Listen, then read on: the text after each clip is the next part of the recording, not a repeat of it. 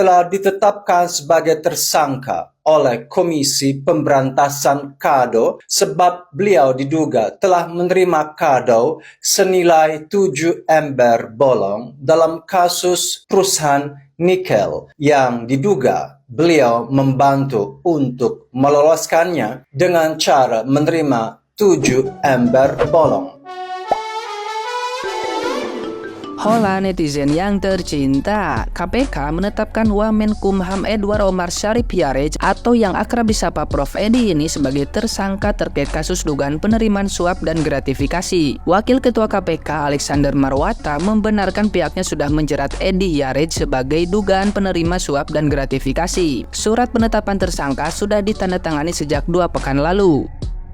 Terlepas dari penetapan tersangka oleh KPK, Prof Edi jadi salah satu pejabat yang memiliki harta kekayaan yang cukup fantastis. Berdasarkan laman laporan harta kekayaan penyelenggara negara atau LHKPN, harta kekayaan Prof Edi tercatat 20,6 miliar rupiah. Harta kekayaan tersebut dilaporkan pada 2 Maret 2023. Kekayaan Prof Edi ini memang lebih sedikit dibandingkan dengan laporan pada masa awal menjabat sebagai Wamenkumham, yakni 31 Maret 2021. Kala itu Prof Edi mempunyai harta kekayaan senilai 21 miliar rupiah. Prof Edi melaporkan kepemilikan 4 bidang dan bangunan yang terletak di kawasan Sleman, Jawa Tengah. Adapun nilainya mencapai 23 miliar rupiah yang tercatat sebagai hasil sendiri. Untuk harta bergerak, Prof Edi melaporkan memiliki 3 kendaraan. Mobil Honda Odyssey tahun 2014 seharga 314 juta rupiah, Mini Cooper 5 tahun 2015 seharga 468 juta rupiah, dan Jeep Cherokee Limited tahun 2014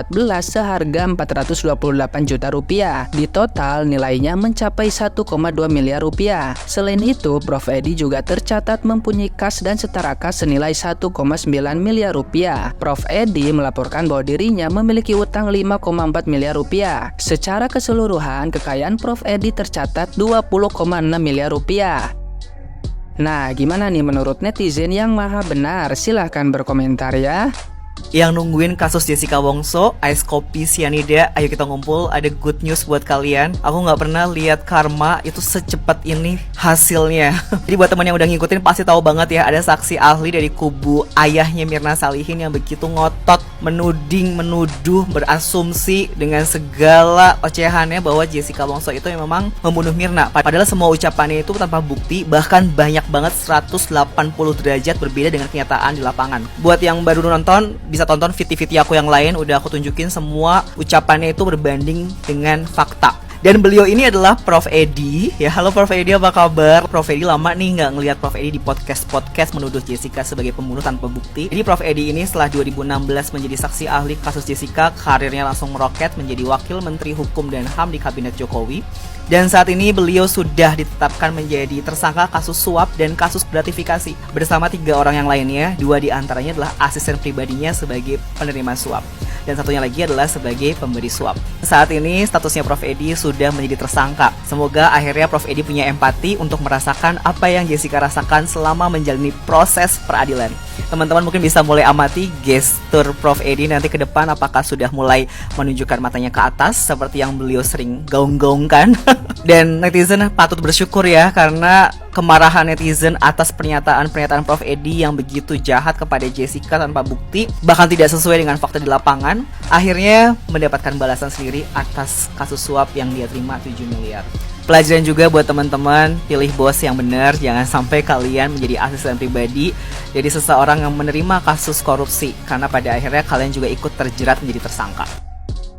Profesor Guru Besar dalam bidang Escopior Cyanida yang merupakan juga Wakil Menteri Hamburger telah ditetapkan sebagai tersangka oleh Komisi Pemberantasan Kado sebab beliau diduga telah menerima kado senilai 7 ember bolong dalam kasus perusahaan nikel yang diduga beliau membantu untuk meloloskannya dengan cara menerima 7 ember bolong. Profesor Cyanida ini, Escopior, dikenang sebagai orang yang sangat menentang Jessica Wongso sebab dia mengatakan feeling dia bahwa benar-benar Jessica ini adalah pelaku karena buktinya ketika Jessica Pongso itu semeja dengan korban di Cafe Oliver tersebut, waktu si korban itu meminum kopi kopior cyanida, langsung refleks si Jessica Pongso bertanya kepada waiter dan kepada manager supervisor,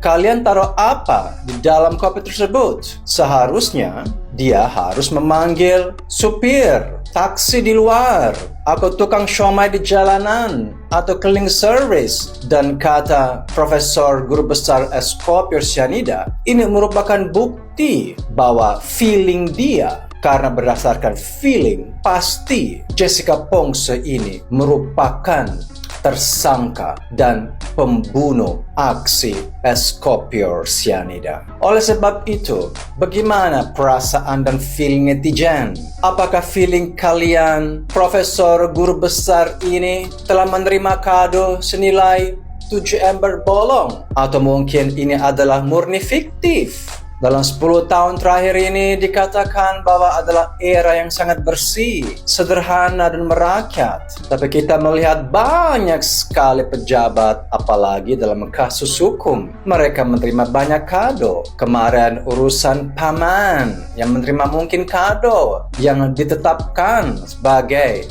tersangka dan ujung-ujung dipecat dari ketua makam keluarga. Sekarang ada seorang wakil Menteri Hamburger yang juga diduga telah menerima kado senilai 7 ember bolong. Banyak sekali dalam waktu 10 tahun ini orang-orang telah menerima kado di mana-mana kecuali saya. Katanya paling bersih, paling benar, paling maju. Tapi menurut saya kalau korupsi makin bertambah, makin mundur. Apalagi kalau di bidang hukum. Ya kirimlah kepada saya kado. Ya mungkin combro, cireng, basreng.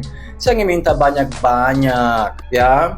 Atau bakso bulat, tahu bulat. Kenapa kalian saling memberi kado tanpa sepengetahuan saya? Ikut sertakan saya dalam kado tersebut. Atau kirim senasi bungkus nasi kotak yang isinya ayam goreng sama pecel lele, ya. Sekali-sekali lah. Jadilah baik. Jangan makan dan tilap sendiri. Kita nantikan sekarang drama Kurang baru, yaitu dari Profesor Guru Besar es kopior cyanida. Apakah Profesor Guru Besar tersebut akan berjumpa dengan Jessica Pongso di Hotel Bintang 5 dan mereka akan berbagi pengalaman? Apakah beliau akan lolos? Siapa akan menolong dia? Kita tidak tahu, tapi tentunya kalau Komisi Pemberantasan Kado sudah bergerak, itu sudah pasti melakukan aksi penerimaan kado senilai 7 ember bolong. Selama ini saya lihat ketika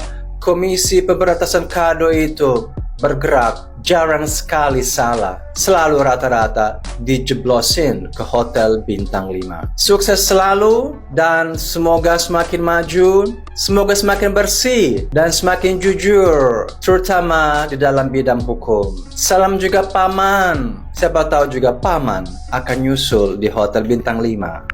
Terima kasih. Selamat sederhana, selamat maju. Maju, mundur, maju, mundur, mundur. Poco-poco.